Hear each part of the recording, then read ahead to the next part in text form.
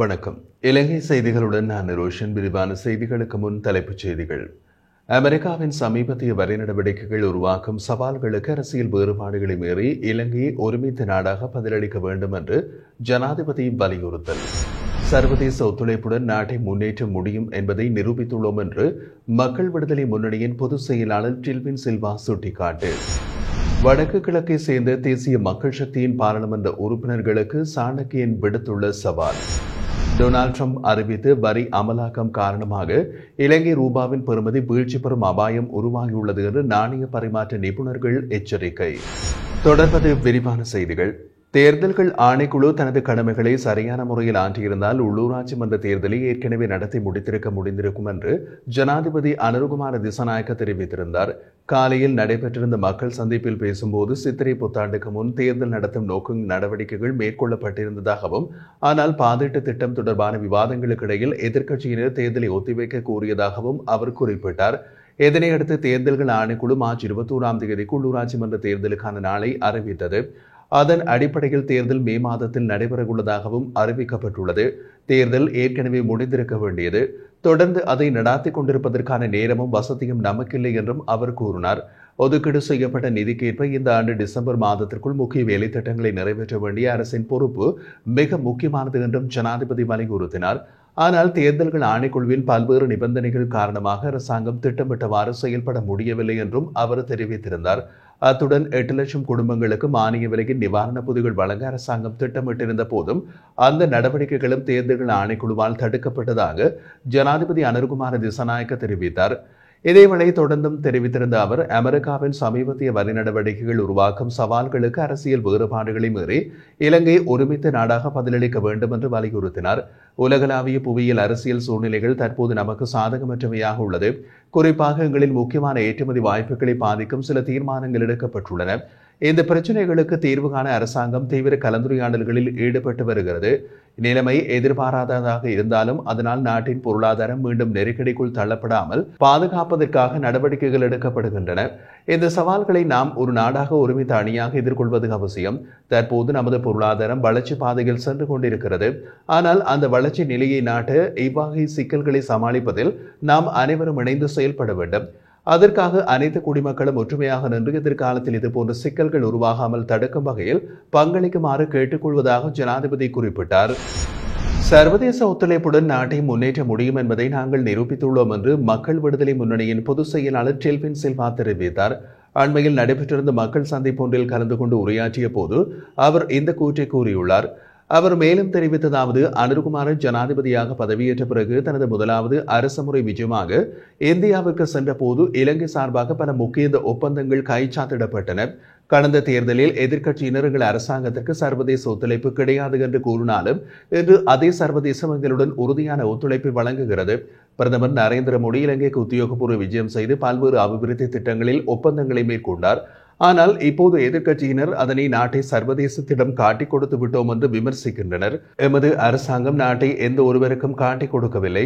மாறாக முந்தைய அரசாங்கம் ஆரம்பித்து மோசமான ஒப்பந்தங்களை நாம் நிறுத்தியுள்ளோம். ரணில் விக்ரமசிங்க தலைமையிலான முந்தைய அரசாங்கம் மெல்கோ நிறுவனத்தை ஒரு இந்திய தனியார் நிறுவனத்திற்கு விற்க தயாராக இருந்தது. ஆனால் நாங்கள் ஆட்சிக்கு வந்த பின் அந்த ஒப்பந்தத்தை நிறுத்தினோம். எனினும் இப்போது அந்த நிறுவனம் லாபத்தில் இயங்கும் நிறுவனமாக மாறியுள்ளது. அதே போல திரிபோஷா நிறுவனமும் விற்கப்பட இருந்தது. ஆனால் இன்று அது முழுமையாக செயல்பட்டு லாபம் ஈட்டும் நிறுவனமாக உள்ளது. மேலும் மகவ ஓமந்தை மற்றும் மகவ அனுராதபுரம் புகையிரத பாதைகளின் சமீட்சை கட்டமைப்புகளை இந்தியா கடன் உதவியின் கீழ் ஆரம்பிக்கப்பட்டதாக இருந்தும் அனுருகுமார திசாநாயக்க இந்தியாவிற்கு சென்ற போது அந்த திட்டங்களை அன்பளிப்பாக வழங்குவதாக பிரதமர் நரேந்திர மோடி உறுதியளித்தார். இந்தியாவிடம் இருந்து பெற்ற கடன் வட்டியினை குறைக்கவும் அவர்கள் இணங்கியுள்ளனர். இவை எல்லாம் சர்வதேச ஒத்துழைப்புடன் நாட்டை மீள் சீரமைக்க முடியும் என்பதற்கான வலுவான சான்றுகளாகும் என்று கூறினார். அமெரிக்காவின் புதிய வரி விதிப்பு தொடர்பாக வெளிவிவகார அமைச்சர் விஜித ஹேரத் மற்றும் அமெரிக்காவின் தூதுவர் ஜோலிசங் ஆகியோருக்கு இடையில் கலந்துரையாடல் ஒன்று நேற்று இடம்பெற்றது. கலந்துரையாடல் குறித்து அமெரிக்க தூதுவர் ஜோலிசங் தனது எக்ஸ் தளத்தில் குறிப்பிட்டுள்ளதாவது, அமெரிக்காவுடன் இலங்கையின் வர்த்தக உறவை சமநிலைப்படுத்துவது தொடர்பாக வெளிவிவகார அமைச்சர் விஜித ஹேரத்துடன் பயனுள்ள கலந்துரையாடல் ஒன்று நடைபெற்றிருந்தது. அமெரிக்க ஏற்றுமதிகளுக்கு இடான அணுகுமுறை வழங்கும் முக்கியத்துவத்தை தாம் இதன்போது வலியுறுத்தியதாக குறிப்பிட்டுள்ளார். நியாயமான சமநிலைப்படுத்தப்பட்ட வர்த்தக உறவு பொருளாதார வளர்ச்சியை ஆதரிப்பதோடு வேலைவாய்ப்புகளை உருவாக்குகிறது, மேலும் இரு நாடுகளிலும் தொழில்முறைகளை வலுப்படுத்துகிறது என்றும் அவர் குறிப்பிட்டுள்ளார். தமிழ் மக்கள் எதிர்கொண்டு வரும் முக்கியமான பிரச்சனைகள் குறித்து எதிர்வரும் நாடாளுமன்ற அமர்வில் பிரதமரிடம் நேரடியாக கேள்விகள் எழுப்புங்கள் என்று தேசிய மக்கள் சக்தியின் வடக்கு மற்றும் கிழக்கு மாகாணங்களை பிரதிநிதித்துவப்படுத்தும் பாராளுமன்ற உறுப்பினர்களுக்கு தமிழரசுக் கட்சியின் உறுப்பினர் வ. சாணக்கியன் சவால் விடுத்தார். மட்டக்களப்பு போரதீவு பற்றி பிரதேச சபை தேர்தலில் போட்டியிடும் தமது கட்சி வேட்பாளர்களுக்காக மண்டூர் கணேசபுரம் கண்ணகை விளையாட்டு மைதானத்தில் நடைபெற்றிருந்த அறிமுக கூட்டத்தில் உரையாற்றும் போது அவர் இந்த சவாலை வெளியிட்டுள்ளார். அவர் மேலும் கூறுகையில், காணாமல் ஆக்கப்பட்டோர், அரசியல் கைதிகள், காணி மற்றும் மண் அபகரிப்பு, மாகாண சபை தேர்தலில் அநியாயமான தாமதம், புதிய அரசியலமைப்பு தொடர்பான வளர்ச்சி மற்றும் தமிழ் மக்களுக்கு இந்த அரசாங்கம் இதுவரை என்ன செய்துள்ளது என்பது தொடர்பாக நான் நாடாளுமன்றத்தில் தொடர்ந்தும் கேள்விகளை எழுப்பி வருகின்றேன். இந்த பிரச்சனைகள் அனைத்தும் தமிழ் மக்களின் வாழ்வோடும் உரிமையோடும் நேரடியாக தொடர்புடையவை. எனவே உங்களால் முடிந்தால் இதே கேள்விகளை உங்கள் குரலிலும் நாடாளுமன்றத்தில் பிரதமரிடம் கேளுங்கள். உண்மையான மாற்றத்தை வேண்டும் என்போர் இந்த பிரச்சனையில் மௌனமாக இருக்க முடியாது என்று அவர் சவால் விடுத்திருந்தார். அமெரிக்க ஜனாதிபதி டொனால்ட் ட்ரம்ப் சமீபத்தில் அறிவித்த வரி அமலாக்கம் காரணமாக இலங்கை ரூபாவின் பெறுமதி வீழ்ச்சி பெறும் அபாயம் உருவாகியுள்ளது என்று நாணய பரிமாற்ற நிபுணர்கள் எச்சரித்துள்ளனர். டொனால்ட் ட்ரம்ப் கடந்த வாரம் இலங்கையுடன் மேற்கொள்ளும் பரஸ்பர வர்த்தகத்தின் 44% தீர்வை வரி விதிக்கப்படுவதாக அறிவித்தார்.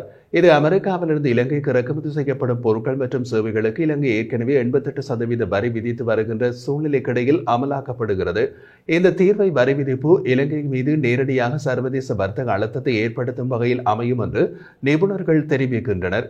இது துல்லியமான பேச்சுவார்த்தைகள் மூலம் சமாளிக்கப்படவில்லை என்றால் இலங்கை ரூபா மீது கடுமையான அழுத்தம் ஏற்பட்டு தோல்வி வரும் அபாயம் உள்ளதாகவும் அவர்கள் எச்சரிக்கை விடுத்துள்ளனர். இந்தியா மற்றும் சீனா போன்ற நாடுகளுடன் ஒப்பிடுகையில் இலங்கையின் வர்த்தக சமநிலை குறைவான நிலை நாட்டுக்குள் டாலரின் உள்வருகையினை பெரிதும் பாதிக்கக்கூடும். இதன் விளைவாக ரூபாவின் பெறுமதி மேலும் வீழ்ச்சி அடையக்கூடும் என்று நாணய பரிமாற்றத்துறையினர் குறிப்பிட்டுள்ளனர். இந்த சூழ்நிலையை கட்டுப்படுத்த இலங்கை அரசாங்கம் விரைந்து அமெரிக்காவோடு பேச்சுவார்த்தையில் ஈடுபட்டு தீர்வுகளை தேடுவதும் அவசியமாக உள்ளது.